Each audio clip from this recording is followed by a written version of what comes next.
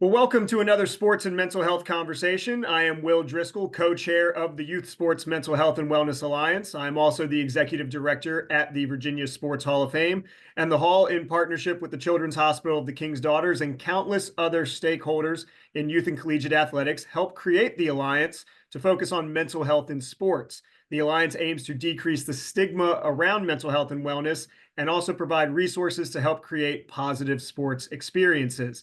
Joining us for today's sports and mental health conversation to give their perspective and insight on this important topic is Jonathan Orr from Samaritan House in Virginia Beach. One of the programs they facilitate is Coaching Boys into Men, a program designed for youth male athletes aimed at improving their well-being on and off the field. John, thank you so much for taking some time to join us today. And thank you guys for having me. I'm glad to be here. Absolutely. Well, we've talked offline, we've met at a few events, and we've talked about this program and really kind of how getting mental health education infused, especially for youth athletes, maybe some that are also from underserved communities, is extremely important. So as quickly as you can, because I know we got a lot to talk about, let's talk about what the Coaching Boys into Men program is and how it's beneficial to the youth athlete.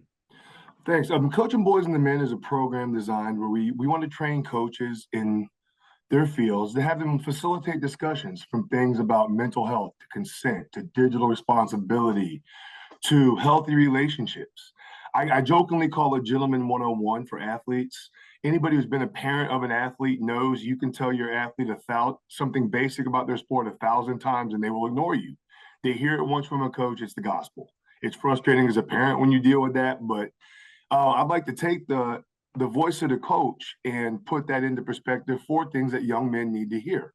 I was a classroom educator for 9 years, and I was a coach as well.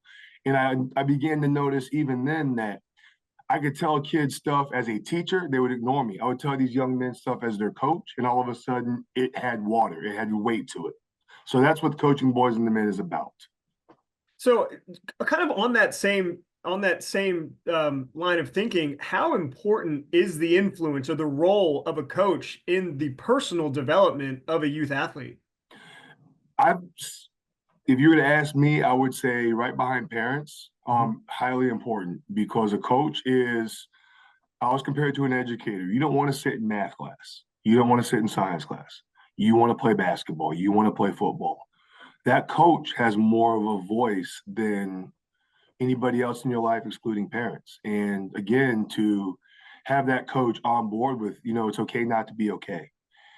It's okay to feel this way about this. It's not okay to do this regarding a young lady or your mother or another adult. That is where I think the most important thing is. So when you talk about the coaches kind of being the stakeholder here that's providing this message, how important is it to get the coaches to buy into this message and understanding that it's not just about the X's and O's, regardless of the sport that they're focused on, that there is this personal development aspect that goes into it. So how important is it to get the coaches to buy in to this program, Coaching Boys into Men? It's extremely important, in my opinion. Coming from the sidelines, I've seen many, and as a referee and a coach, I've done both. I've seen many great athletes break down because mental pressure, the mentality of they can't show weakness, they can't show frustration. And when you bottle that up on the court, on the field, or even in life, nothing good happens when it comes out. And to see coaches say, look, it's okay to feel this way. It's not okay to talk like this to your teammate because you feel this way. You've got to be able to handle yourself. I truly believe in today's era, if you ask coaches, the mental health aspect of sports is far more important than it was back when we played. Back when we played, I would say a concussion was a headache back when we played. It's changed significantly, the whole mental health aspect of you've got to have the mind right for the body to be productive. So I think if coaches realize like that we are working with the entire athlete, not just the physical abilities, they really will buy into the program. But at the end of the day, you want the sports experience to be positive, and messaging like this helps enhance that. How does this program help enhance the overall sports participation experience? I think it does beyond the court and field. If you look at the numbers, 1% of high school athletes will play Division I sports. 7% will play college ball, whatever, college ball of any other level, excuse me. 93% their last game in high school is their last game, excluding recreation. When you stop chasing that ball, when you stop running after it, you've got to be able to function in life. You've got to be able to understand you your mental health is important, more important than your physical health. The way you conduct yourself is more important than what you did on the field. You're building, like I said, I'm going to say, you're coaching boys into men. You're creating the person for after the game is done. You're creating the young man that might show up on your door to date your daughter one day. You're creating the young man who might be the next community leader. You're really pouring into your next generation beyond sport when you do things like this. Why does a program like this, Coaching Boys into Men, why is it targeted to the youth athlete, the youth male athlete? The youth male athlete, again, there's a stigma behind it. And it's an unfortunate stigma. You see athletes after losing a big game crying on national TV, especially in college basketball, and they get broken down and made fun of for that. They were taught as men, wrongly, by the way, to hold in our emotions, to be stoic. You know, I've had coaches say, "I'd rather you fight than cry," and that's a very toxic mentality, and it's still coming down. And when you confront these coaches about it, they will tell you, "Well, that's the way I was coached," and I always counteract with, "Yeah, but we're the same age. I used to ride in the back of a pickup truck. Doesn't mean it was safe. Doesn't mean it was right. It wasn't right back then. It was just we weren't provided with the tools and knowledge we have now." So I believe it's important to get these young men at the youngest level possible, which for us is middle school, and start teaching them the values to carry on. I mean, middle school kids are different now. They're a different breed. I taught middle school for 4 years. They're a different breed. It's not what it used to be. And the earlier you can get them to understand how important your mental health is, I think the better off we are in the long run. How do programs like this help support and provide those resources to create that positive mental health atmosphere, that culture that we want to create, not just now, but long term into the future with the next generation? Well, we support it directly by training coaches, facilitating a 2-hour lesson with coaches. Everything is completely free. We're also available. The whole program is 12 weeks. We're also available through those 12 weeks to show up and check in with the coaches, give presentations. There are some discussions that might be a little uncomfortable to discuss. One of them is consent. One of them is digital responsibility. Sometimes coaches see those and they're like, "Do I really want to breach that subject?" We will show up and aid you with that. Sometimes a different voice. You hear your coach at practice, you hear your coach in games, a different voice coming in and talking about it. Another male voice, another male influence coming in and talking about it. But the most important thing is we facilitate the discussion, we let the athletes have the discussion. These young men, especially school, they're 8 hours a day, they're hearing adults talk to them. We make it a safe, confidential environment, and we give them guiding questions and we let you talk. We want to hear what you have to say. If it gets a little off track, we bring you back on track. But we let them know we value their input, we value their opinion on these matters. You touched on a great point there, and that it is a difficult subject, and sometimes it does take a little bit of prodding and creating that comfortable atmosphere to get people to open up, regardless of age. So it's very important that you're creating that kind of openness at such a young age. But in your experiences, whether through this program or just your overall experiences, where do youth athletes need the most guidance when it comes to subjects like this? Life choices. I always say life choices. Especially at the teenage age, I've been in the high schools. A lot of things that young men do not know are not acceptable. They need the guidance on how to address a lady, how to talk to adults, how to talk to their peers, and I've got it right here, how to conduct themselves with this in their hand right here. This is the most powerful tool, the most powerful weapon in the world. What not to put out there. I tell the personal story. I have a nephew that's playing Division I college football. The first scout he met said, "Go back on your social media and take off anything that might cause a red flag."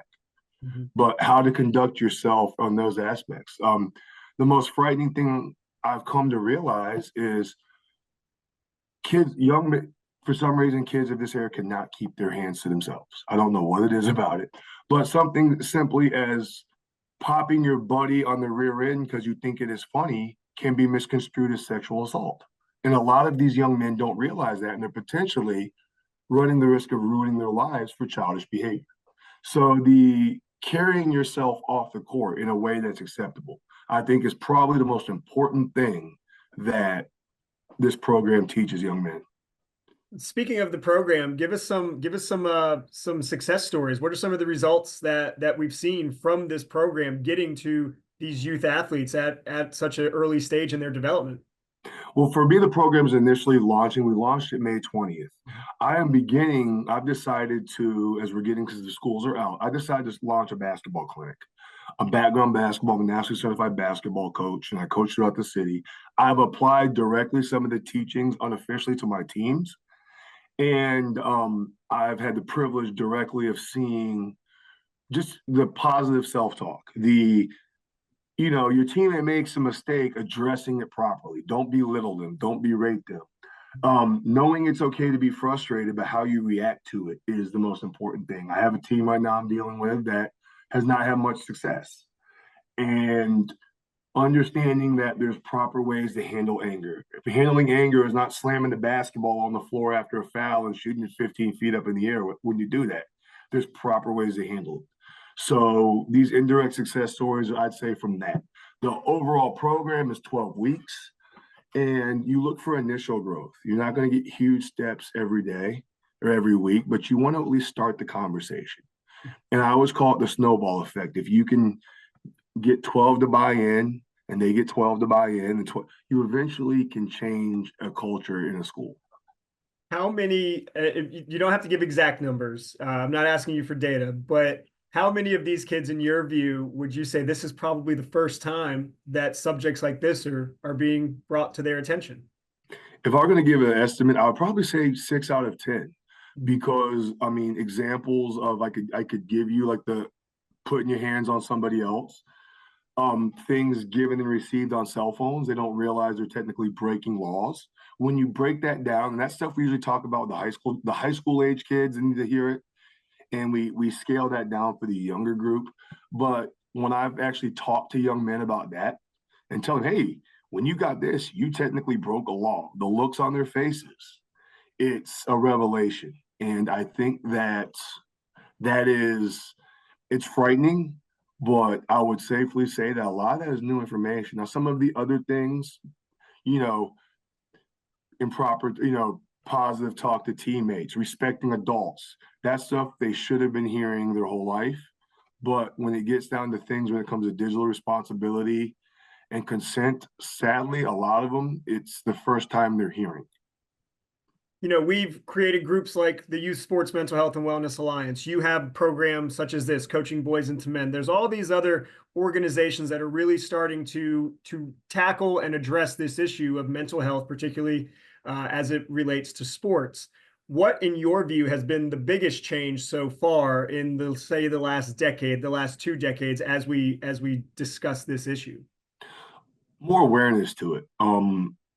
I truly think more awareness to it, more, and I'm grateful, more coaches being a little more sensitive to their athletes' needs, understanding frustration, not the less dictatorial style of coaching, allowing for athlete feedback and buy-in. You and I are close to the same age. It was my way or the highway when you played with a coach. If you didn't like it, there's a sit down.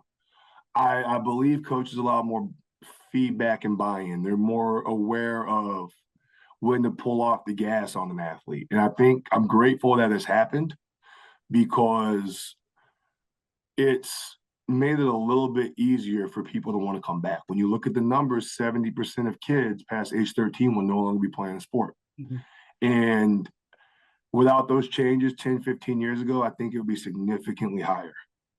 Well, I'll get you out of here on this question. This has been a great conversation. And, we just talked to your last answer really kind of talked about the change that we've seen as we continue to talk about mental health in sports. But for the person out there who they want to help, but know where to start and they want change to begin today, what's something small that that person or that group of people can do to help cultivate change moving forward? Well, as a coach, I'm a firm believer in transformational coaching, not transactional coaching. Little things like coach is the first one there. There is no excuse you don't stop what you're doing and greet every single athlete when they come in that gym, come on that field, ask them how they're doing, get to know them. A coach can look in his athlete's eyes or his player's eyes and something's wrong. And if there's something wrong, ask them. If they don't want to tell you, don't prod, but just let them know I'm here if you need me. And you've got to be intentional that it's not just for sports. If you're having a rough time with mom and dad, if you're having a rough time, you've got to be open beyond the X's and O's, as we've said. You've got to be open beyond your game. But I truly think the most important thing a coach can do to start these conversations and build that trust, take a few seconds and greet every player when they come to that practice. Hey, I'm glad to see you. How are you doing? Are you good to hear? Fist bump, high five, whatever. Let them, even if they're late, let them know you're glad they made it. And I believe that opens the doors up to more conversations. There's a level of trust. Thank them at the end of practice is another thing. So many people think practice is mandatory. But hey, thank you for coming. I really appreciate your work. Make them feel valued. The great line I always hear from a gentleman is make them feel valuable even if they're not the most valuable. It's amazing how interpersonal communication, which is something that should just be one of the easiest things that we do, can sometimes be challenging, but also be extremely rewarding, especially when done the right way. And that's a great way. I think that's a great message to end this sports and mental health conversation on. And John, I would like to thank you for taking the time out of what I know is a busy schedule to come and discuss this topic with us, talk about changing boys into men and the work that's being done at Samaritan House. So thank you so much for your time today. And thank you guys for having me. Thank you very much for your time, sir. Absolutely. And for those who will watch this, parts of this conversation will be featured as part of our hashtag Sports Mental Health Monday campaign. Throughout the year, we'll be sharing content and information featuring our alliance partners like John and Samaritan House. Posts can be found on the Hall of Fame social media pages, Facebook, Twitter, Instagram, YouTube, and LinkedIn, as well as the Hall's website, vasportshof.com, and the Alliance's new website, yswa.org. That's Youth Sports Wellness Alliance.org. Once again, I am Will Driscoll for the Virginia Sports Hall of Fame and the Youth Sports Mental Health and Wellness Alliance. Thanks for following along, and be on the lookout for more sports and mental health conversations in the future.